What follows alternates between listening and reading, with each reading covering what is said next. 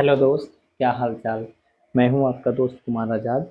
और आज हम फिर एक नए टॉपिक को लेके आए हैं जो काफ़ी ज़्यादा पूछा जाता है और बहुत ज़्यादा इम्पोर्टेंट भी है। आज इसका नाम है न्यूटन का गुरुत्वाकर्षण नियम। न्यूटन का गुरुत्वाकर्षण नियम, चलिए हम हेडिंग लगाते हैं। पहले न्यूटन का गुरुत्वाकर्षण नियम।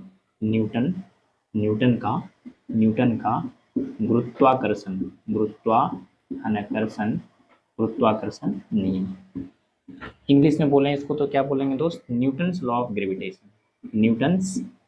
Newton's law of of of gravitation. Newton's law of gravitation.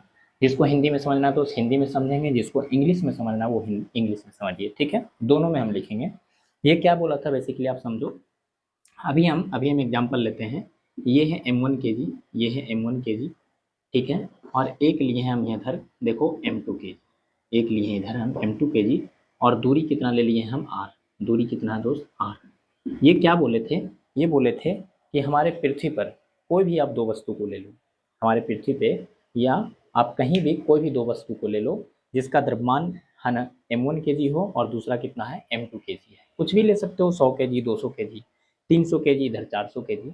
तो ये बोले थे न्यूटन कि कोई भी है ना, कोई भी दो वस्तु को ले लो है ना, और उसके बीच की दूरी अगर r है।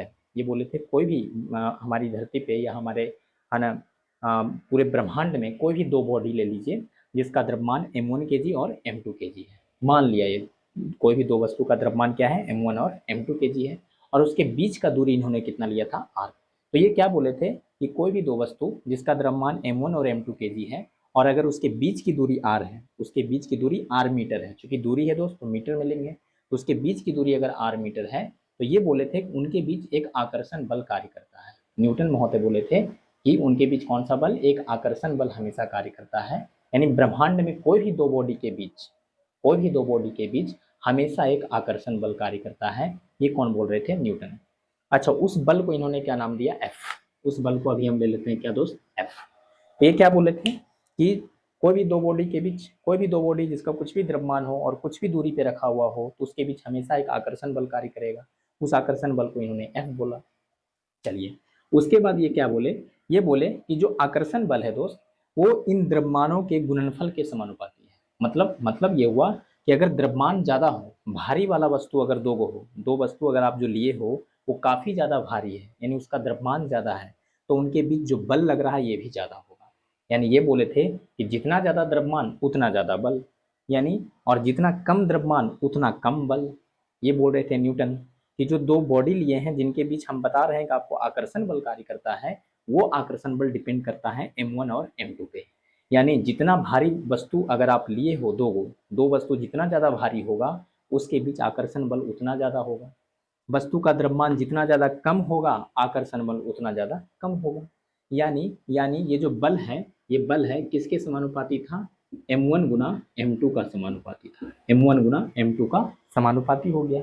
जितना ज्यादा द्रव्यमान बढ़ाओगे बल भी बढ़ेगा, द्रव्यमान घटाओगे बल भी क्या होगा? घटेगा। इसी को तो बोलते हैं दोस्त समानुपाती। तो ये पहला नियम दिया इन्होंने। अच्छा, फिर इन्होंने क्या बोला? इन्होंने फिर क्या बोला कि जो बल है वो दूरी का व्युत्क्रमानुपाती है। व्युत्क्रमानुपाती मतलब उल्टा, दूरी को बढ़ाइएगा तो बल घट जाएगा, दूरी को घटाएंगे तो बल क्या होगा? बढ़ जाएगा। तो दूसरा इन्होंने क्या बोला कि जो है ना दूरी के वर्ग के व्युत्क्रमानुपाती है। क्या बोला? दूरी के वर्ग का व्युत्क्रमानुपाती है। दूरी को जितना ज़्यादा बढ़ाओगे बल उतना ज़्यादा घटेगा, और दूरी को जितना ज़्यादा कम करोगे बल उतना ज़्यादा बढ़ेगा।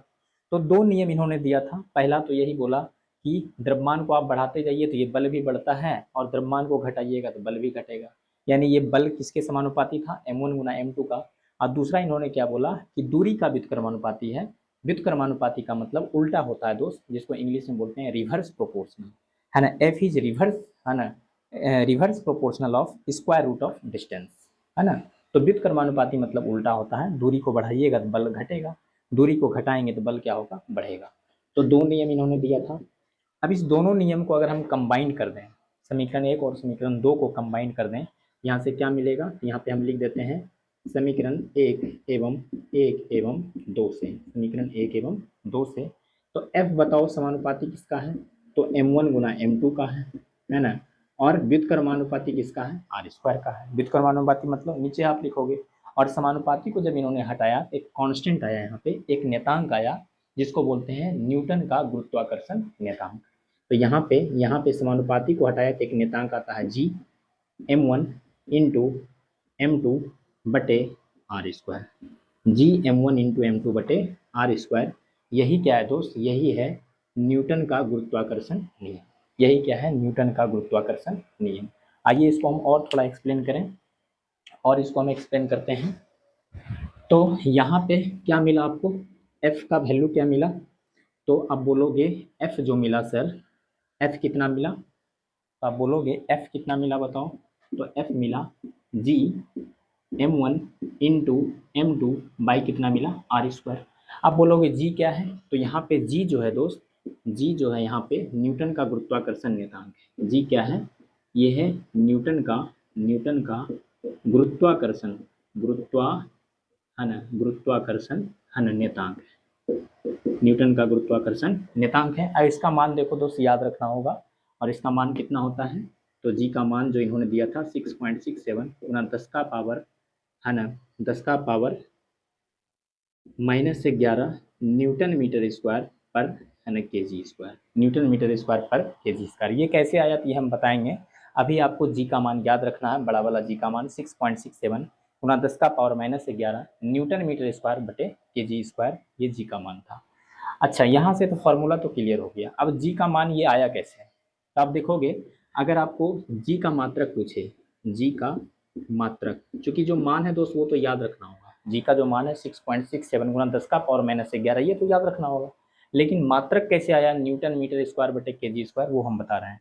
तो जी का मात्रक कैसे निकालोगे आप, 1 मिनट दोस्त, देखो तो जी का मात्रक कैसे निकालोगे आप दोस्त, तो जी का मात्रक निकालने के लिए देखो f इक्वल टू क्या मिला है, तो जी m1 m2 बटे कितना मिला, आर स्क्वायर।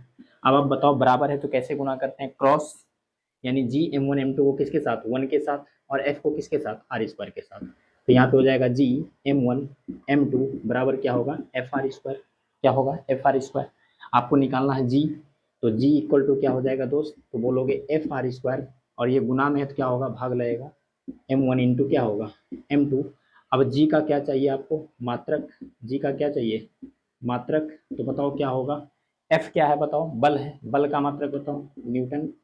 r क्या था बताओ, दूरी, दूरी का मात्रक बताओ, मीटर स्क्वायर। नीचे m1 m2 क्या है बताओ, द्रव्यमान, द्रव्यमान का मात्रक kg, तो kg इंटू kg, तो kg स्क्वायर, क्या हो गया, kg स्क्वायर। यही है जी का मात्रक, है ना, जी का मात्रक क्या होता है, न्यूटन मीटर स्क्वायर बटे kg स्क्वायर। और वैल्यू आपको याद रखना होगा 6.67 गुना 10 का पावर -11। थैंक्स दोस्त।